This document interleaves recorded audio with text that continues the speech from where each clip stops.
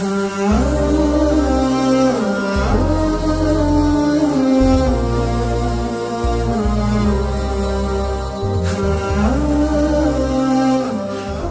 kepada Allah Subhanahu, karena Allah ini udah ngasih kita nikmat banyak banget.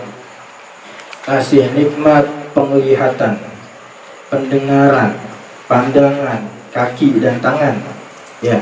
Nah, dari situ kita harus cinta kepada Allah Subhanahu wa taala. Karena apa? Karena telah mengasih nikmat pandangan, nikmat pendengaran, kaki, ya, dan tangan semuanya secara gratis. Ya, secara gratis. Ya. Coba misalkan pandangan kita dicabut sama Allah Subhanahu wa taala. Ya, gelap. Yang ada yang kita lihat cuma hitam.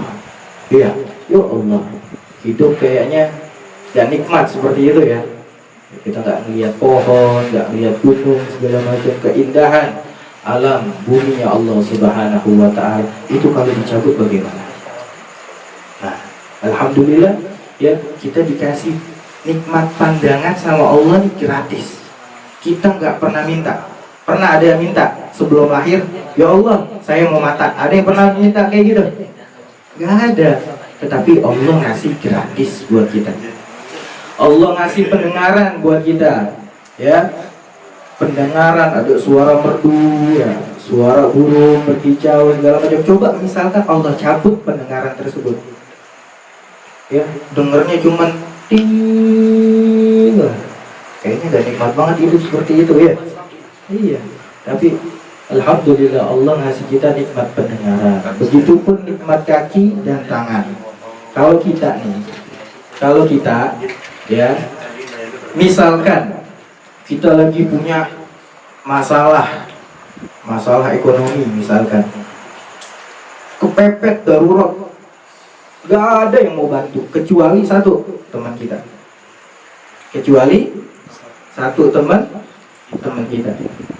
dia ngebantu kita ya dengan ekonomi. Dia ngasih uang, mungkin kita lagi butuh dengan uang ya, dia biarkan itu uang kepada kita. Senang gak kita? Kita merasa utang budi sama dia, benar? Kita merasa utang budi sama dia, ya. Sehingga ketika teman kita yang bantu kita itu butuh dengan kita, contohlah merintah kita, ya, untuk memindahkan motor atau memindahkan mobil, kita langsung sigap, benar? Langsung sigap. Karena apa? Ini dulu teman kita pernah baik sama kita, aneh, ngutang budi sama dia, anak menjalankan semua perintahnya seperti itu. Ah, dari situ Allah yang mengasih nikmat kita pandangan, pendengaran, kaki, ya. Harusnya kita tuh ngutang jasa sama Allah Subhanahu wa taala. Ketika dikumandangkan azan, kita sholat nggak sama Allah? Ketika diperintahkan untuk membaca Al-Quran, kita baca nggak tuh Al-Quran? Allah udah ngasih kita nikmat yang begitu banyak, ya. Harusnya kita menjalankan segala apa perintahnya, ya, secara gratis Allah kasih. Tetapi ya, ketika diperintah sama Allah, kita lalai sama Allah. Ketika disuruh baca Al-Quran, kalau Allah, ya, kita ada Al-Quran, tetapi Al-Quran tersebut kita jadikan pajangan di rumah kita sampai berdebu itu Al-Quran. Ya, kalau ditanya kapan kita terakhir baca Al-Quran, mungkin Ramadan.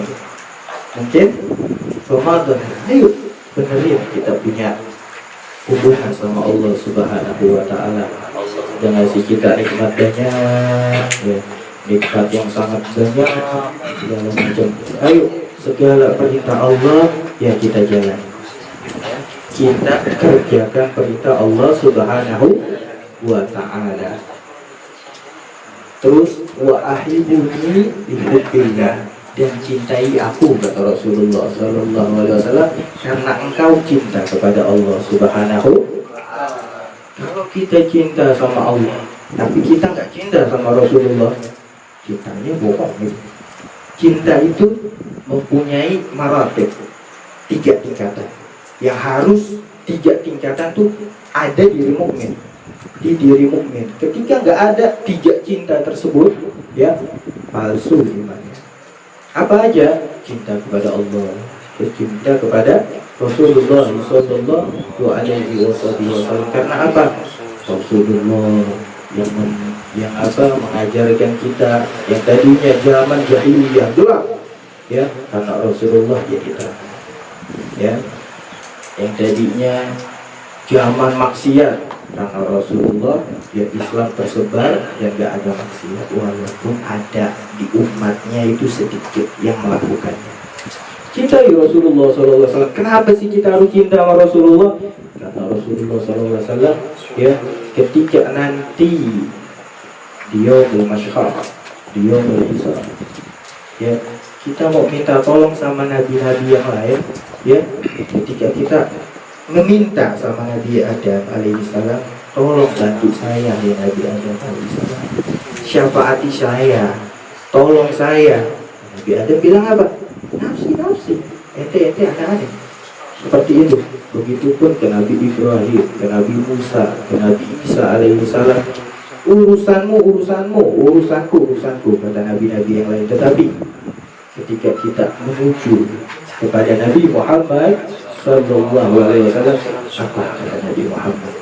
Kita ngomong sama Muhammad, ya Rasulullah, saya minta syafaat. Apa kata Rasulullah? Rasulullah nggak bilang urusanku enggak. Tapi apa? Ayo ikut aku. Rasulullah perhatian. Bahkan ketika sakaratul maut Rasulullah Sallallahu Alaihi Wasallam, yang disebut itu siapa? Yang disebut bukan keluarganya, yang disebut bukan sahabatnya, tetapi apa? Umatku. Tuh, dari keadaan sedih sakaratul maut, Rasulullah masih ingat kita. Dalam nanti perjalanan mahsyar, ketika nabi-nabi yang kita minta tolong tidak mau menolong, Rasulullah yang menolong. Ya Rasulullah, apa kurangnya Rasulullah SAW? Rasulullah sering ingat kita, tapi kita ingat gak? Sering gak ingat Rasulullah SAW? Ya. Terkadang orang bilang cinta sama Rasulullah, tapi ketika ditanya berapa persembahan engkau salawat terhadap Rasulullah SAW, berapa? Tidak tahu. Salawatnya hanya di majelis ilmu sahaja, salawatnya hanya di maulid sahaja. Udah, harusnya kita salawat sama Rasulullah di rumahnya, kita salawat kepada Rasulullah, di aktivitasnya kita salawat kepada Nabi Muhammad Sallallahu Alaihi Wasallam. Wa ahibu ahla baiti li hubbi. Ya, cinta kepada Allah, cinta kepada Rasulullah. Terakhir nih, cinta kepada keluarganya Rasulullah Sallallahu Alaihi Wasallam. Ketika ada di diri mukmin ketiga cinta ini, ya imannya sempurna. Tetapi ya hanya 2 saja, salah satu nggak ada, mungkin nggak cinta sama Ahlul Bait Rasulullah Sallallahu Alaihi Wasallam, ya ada iman, hatinya itu imannya belum sempurna. Tetapi ketika ada 3 cinta tersebut di dalam hati mukmin, maka imannya sempurna. Seperti itu Ahlul Bait Rasulullah Sallallahu Alaihi Wasallam. Terkadang kita banyak pertanyaan, ini aneh punya sahib, ini aneh punya tetangga atau teman habaib, tetapi dia melakukan maksiat, dia melakukan ya perkara yang tidak disukai sama Allah Subhanahu Wa Taala. Gimana caranya kita menanggapinya itu?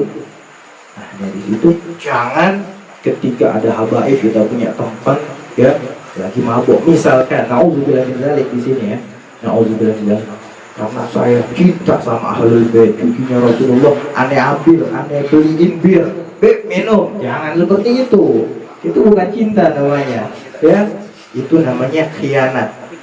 Namanya khianat. Terus ada ya habaib, ya seperti yang kita tahlilkan ini, Habib Ja'far bin Muhammad bin Hamid Al-Kahfi. Beliau mempunyai derajat magom al-Najdi. Ya. maqam yang tinggi di sisi Allah Subhanahu wa taala, dan maqam yang hanya ya dipilih oleh Allah hamba yang istimewa. Terus banyak karena mau seperti Habib Ja'far bin Muhammad bin Hamid Al-Kahfi. Maqamnya udah tinggi. Ya ayo al-habab ya. Habib Ja'far tidak sholat, aneh gak sholat. Fatwanya seperti itu. Kata siapa Habib Ja'far tidak sholat? Kata siapa? Dulu pernah ada seorang NU, katanya ada seorang NU ini cerita. Habib Ja'far nginep di rumah. Subuh tidur Habib Ja'far. Dia mempunyai rumah besar, kamarnya banyak. Kamarnya banyak. Ketika dibuka kamar satu, Habib Ja'far tidur. Dia nggak percaya. Kok wali? Kok ini wali? Gak sholat kok dibilang wali? Seperti itu. Dan di situ dibuka lagi pintu yang kedua. Kamar kedua, Habib Ja'far lagi kiam. Di pintu lagi dibuka lagi pintu yang ketiga, ya lagi rukuk. Begitu terusnya, lagi i'tidal, lagi sujud, lagi baca Quran. Jadi ada 7 Habib Ja'far. Ada di sini, karena bukan orang biasa. Habib Ja'far bin Muhammad Al-Kahfi. Nah, kita meniru ya seseorang yang majnun ini, jangan kita niru. Karena apa? Beliau makamnya tinggi, beda dengan kita. Kita masih apa? Ibaratnya, hah? Masih ecek-ecek. Apa bahasanya kalau bahasa Jawa? Hah? Itu. Nah, makamnya kita ini masih rendah, ya. Jangan mengikuti sesuatu yang bukan makamnya kita.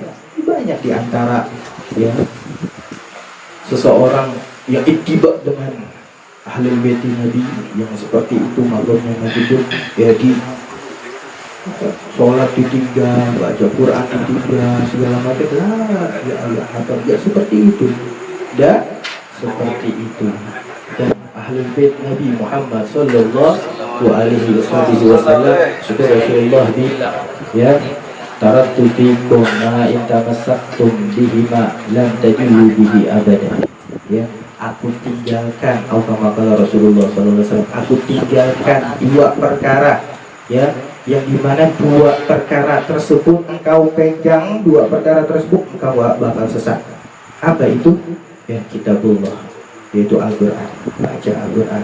Terus yang kedua, wa ikratil ahlul bait, ya, keluargaku, kata Rasulullah sallallahu alaihi wasallam. Fa innahuma, ya, maka sesungguhnya kedua ini la yatafarraqa, ya, kedua ini enggak bakal terpisah. Ini sedikit kita buka ya. Itu dalam kitab Habib Zain bin Ibrahim bin Smith. Ya, ada yang bertanya, dijelaskan dalam kitab tersebut, aina afdal habaib wal ilm wal an-nasul ilm, mana afdal seorang habaib sama orang yang alim? Dijawab sama Habib Zain, ya, misalkan ada seseorang alim gila, ada orang alim gila, ilmunya hilang apa enggak? Ilmunya hilang. Misalkan orang alim ya tiba-tiba gangguan kejiwaan, ilmunya hilang, gak bisa menyampaikan ilmu kepada umat. Tetapi ya seorang habaib walaupun ya kurang waras, tetapi dia mendapatkan maqam tertinggi seperti Habib Ja'far bin Muhammad Al-Kahfi. Seperti itu ahlul bait Nabi Muhammad sallallahu alaihi wasallam. Kita beranjak ke hadis yang ke-6. Kita ikut baca sama-sama. Bismillahirrahmanirrahim. Birru abaukum tabarrukum abnaukum wa'ifu ta'iffa nisa'ukum. Ada Rasulullah SAW bilang kepada kita, birru abaukum, ya, tabarrukum wa abnaukum, berbaktilah kalian kepada orang tua kalian. Kita pengen punya anak yang berbakti. Kita pengen mempunyai anak yang saleh dan salehah. Ya, gimana perlakuan kita terhadap orang tua kita? Kita berbakti sama orang tua kita, ambil kabar kita bakal punya anak yang berbakti sama kita. Tetapi kalau kita durhaka sama orang tua kita, kurang ajar sama orang tua kita, ambil kabar kita bakal punya anak yang kurang ajar dan durhaka kepada kita, seperti itu. Ya, kita sering ini biasanya sering sumpah kalau mendengar mungkin ibu kita atau bapak kita ya sering merintah bawel, cerewet. Abah biasanya galak, ya seperti itu kan, biasanya kan seperti itu. Ya, ambil kabar ya. Ketika datang waktunya, saatnya, kita bakal kangen sama cerewetannya. Kita bakal kangen sama omelannya. Kita bakal kangen sama cerewetnya. Emang abah kita sama umi kita cerewetnya kenapa sih? Cerewetnya kenapa? Ya paling nyuruh kita sholat. Iya. Paling nyuruh kita untuk kebaikan. Iya. Gak mungkin kita punya orang tua menyuruh kita, memerintahkan kita kepada keburukan. Gak mungkin seperti itu. Ya. Dari situ ayo yang sumpah sama cerewet orang tua segala macam, ambil kabar ini ya bakal kangen pada satu masa yang kedua melin sama mereka. Kapan? Ketika dia menikah. Ketika mereka menikah. Nah sekarang mereka mempunyai umur ya. Sekarang waktunya kita berbakti kepada mereka, ya menjalankan perintah mereka. Oh itu Al-Habib Ali bin Muhammad bin Husain Al-Habsyi ya mendapatkan gelar Qutbiz Zaman. Apa itu Qutbiz Zaman? Qutbiz Zaman ini wali kutub, rajanya para wali di zamannya. Kok bisa Al-Habib Ali bin Husain bin Muhammad bin Husain Al-Habsyi mendapatkan derajat seperti itu? Usut cerita ya, ketika beliau mempunyai harta ya nggak dikantongin, tetapi dia serahkan kepada orang tua. Nah nanti orang tuanya ya mengasih kepada Habib Ali, baru dikantongin. Semua hartanya dihibahkan kepada orang tuanya, sehingga ya Habib Ali bin Muhammad Habsyi menjadi Qutbiz Zaman. Karena apa? Berbaktinya kepada orang tuanya. Terus ada sedikit cerita abahnya tersebut, sampai ketika lagi makan di meja makan, itu nggak berani ngambil duluan, harus abahnya dulu sama uminya dulu. Sampai ada lalat, apa bahasanya di sini, laler ya, laler nemplok di hidungnya. Abahnya lagi makan, sama uminya lagi makan, nggak berani bergerak, musik tuh laler, nggak berani. Kenapa? Saking ta'adab sama orang tua, saking beradab mereka sama orang tua. Nah dari situ apa gerangan Habib Hamid mendapat derajat itu apa? Ketika dia berbakti sama orang tuanya. Ketika Habib Hamid bin Umar Hamid berziarah kepada Rasulullah Sallallahu Alaihi Wasallam. Zaman itu belum ada sekat. Zaman itu masih kuburan biasa tanah. Zaman dulu itu kuburan Rasulullah Sallallahu Alaihi Wasallam. Ini Al-Habib Hamid bin Umar Hamid berziarah kepada Rasulullah. Ribuan pelayan, ribuan berziarah kepada Rasulullah, udah ramai. Nah Imam Hamid ini paling belakang. Kan biasanya kalau di setiap makam tuh ada kuncennya. Apa itu kuncen? Kuncen itu guru kunci. Ya, guru kunci. Ini Rasulullah punya guru kunci. Ketika guru kuncinya Rasulullah lagi tertidur, mimpi ketemu Rasulullah Sallallahu Alaihi Wasallam. Apa kata Rasulullah? Wahai Fulan, tolong perdekatkan kepadaku yang bernama Al-Imam Hamid bin Umar Al-Hamid. Tolong dekatkan denganku. Dari situ kuncinya tersebut, ya, bangun dalam tidurnya, dari barisan pertama dicari Afikum Hamid bin Umar. Di sini ada nggak namanya Hamid bin Umar? Sampai ya ke soft kedua, ketiga, keempat, sampai paling belakang. Paling belakang dia bilang Afikum Hamid bin Umar. Ada nggak di sini namanya Hamid bin Umar? Ada di situ. Ada Hamid bin Umar. Ada Habib bin Umar. Habib bin Umar di apa namanya dirangkul sama kuncinya tersebut. Ya, kuncinya tersebut bilang iftahu tarik untuk Hamid bin Umar, dibukakan itu, dibukakan, berjalan sampai ke pusarannya Rasulullah Shallallahu Alaihi Wasallam. Kuncinya bilang, ya Rasulullah, ini Hamid bin Umar, sesuai pesananmu, aku dekatkan dirinya kepadamu ya Rasulullah. Apa yang dilakukan Rasulullah Shallallahu Alaihi Wasallam di kuburannya Rasulullah? Ya, tangannya Rasulullah keluar dari kuburan Rasulullah Sallallahu Alaihi Wasallam, dicium ya tangannya Rasulullah tuh. Hamid bin Umar nyium tangannya Rasulullah Sallallahu Alaihi Wasallam, bahwasanya Rasulullah ridho terhadapnya. Apa gerangan amalan kok bisa seperti itu? Ya, amalannya berbakti kepada orang tuanya. Nah, semoga kita bisa berbakti dengan orang tua kita. Nah, terus kalau kita durhaka sama orang tua kita, ada suatu cerita, ada orang durhaka sama orang tuanya, dijual pasar, jualan di pasar nih, orang tuanya dimaki-maki habis. Orang tuanya bahkan nggak cuma dimaki-maki saja, digampar gitu orang tua. Abahnya digampar, diseret sampai keluar pasar.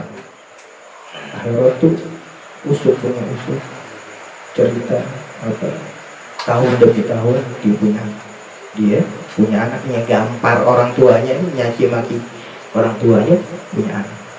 Sama kejadian di pasar itu, pada hari itu, tanggal itu, cuma tahunnya berbeda itu. Sama seperti itu kan sama anaknya, dicaci, digampar, bahkan diseret nggak sampai luar pasar, ya sampai jalan raya, lulus sama Allah Subhanahu Wa Taala. Jadi situ jangan sampai kita durhaka sama orang tua kita. Ya dulu Habib Umar bin Habib itu ketika ada seorang ziarah ke Tarim, ke Hadramaut, ya, ya Habib, doakan saya ya Habib. Habib Umar tanya, ya masih ada umi, masih ada apa bahasanya di sini, emak, apa mama, ibu, ya masih ada ibu nggak? Masih Habib. Jangan minta doa ke saya. Ente pulang minta doa sama ibu ente. Karena apa? Ibunya ente ini keramat ente. Itu ibarat kata kalau kita minta doa sama ibu kita, seperti umat yang minta doa sama Nabi. Kan kalau kita ngelihat sekali itu rezeki, ya akhir aneh pelototin aja, aneh nggak ngedip. La haula wala quwata. Ya itu sama aja, sama aja dosa juga seperti itu. Nah, bayangin kalau misalkan ibu kita punya kakak atau kita punya adik, kita punya saudara perempuan, dilihat seperti itu, kita terima apa enggak? Dilihat dengan hawa nafsu, terima apa enggak? Hah? Terima apa enggak? Kita enggak terima, Beb. Kita marah sama orang yang lihat seperti itu. Nah, begitu pun ya, ketika kita melihat seseorang wanita dengan hawa nafsu, dengan pandangan yang tidak senonoh, ya, orang wanita tersebut punya saudara laki-laki, wanita tersebut punya kakak laki-laki, seperti itu, ya, kita nggak mau perempuan kita dilihat seperti itu. Jangan lihat perempuannya orang seperti itu. Kalau kita masih ngelihat, ya, kita lihatin, kita pelototin, kita ini ambil kabar, ya, nanti kita punya anak perempuan atau adik perempuan atau ibu kita atau kakak, nanti dilihat sama orang seperti itu. Gak mau kan? Hah? Ini pada diem aja, ngerti apa enggak nih? Hah? Ngerti apa enggak nih? Pada diem aja, ngerti ya? Jangan seperti itu. Semoga dalam pertemuan ini kita membahas dua hadis, kita bisa mengamalkannya dan kita bisa paham akan hadis Rasulullah Sallallahu Alaihi Wasallam, dan kita makin cinta kepada Nabi Muhammad Sallallahu Alaihi Wasallam. Astagfirullahaladzim, astagfirullahaladzim, astagfirullahaladzim. Bismillahirrahmanirrahim. Alhamdulillahi Rabbil Alamin. Allahumma salli wa sallim ala Sayyidina Muhammadin wa ala ali Sayyidina Muhammad. ولقد أشرت لنعت من عصبه تحيي القلوب تحيج الأشياء والله قد أثنى عليه فما يساوي القول منا أو يكون لكنه بن إسرائيل قد دعا لمن صفد ربنا وحدانا وإذ انتجدنا بالمودة هاهنا نرفع أيدي فقرنا ورجانا لله الأحد الألي إلهنا متوسلين بمن إليه دعانا ومختاره وحبيبه وصفيه سيد الوجود به إله حبانا يا ربنا يا ربنا بالمصطفى قبلنا أجب دعوانا أنت لنا يا ظهرنا في هذه الدنيا وفي أخرانا أصلح لنا أحوال واغفر ذنبنا ولا تؤاخذ ربي إن أخطانا واسلك بنا بنهج طاعة المصطفى ثابت على قدم الحبيب خطانا أرنا بفضل منك سرعة أحمد في بهجة عين الرضا سرعانا وارزق به بكل حال حملنا وحيبا لمن ودى ومن وهلانا والمحسنين ومن أجاب نداءنا وزهر اللجوء وطالبا أوصانا والحاضرين وسعيا في جمعنا ها نحن بين يديك أنت ترانا واركب إليك معك سؤالنا واسمع بفضلك يا سامع دعانا وانصر بنا سنة طاعة بقاع العرض وكمع كل من عادانا وانظر إلينا واسقنا كأس الهنا واشفي وعافي عاجلا مرضانا واحسن حكمنا عند الممات واصلحا عقبانا يا ربي واجمعنا وحبابا لنا في ذلك الفردوس يا رجوانا يا ربي واجمعنا وحبابا لنا في ذلك الفردوس يا رجوانا يا ربي واجمعنا وحبابا لنا في ذلك الفردوس يا رجوانا بالمصطفى صل عليه.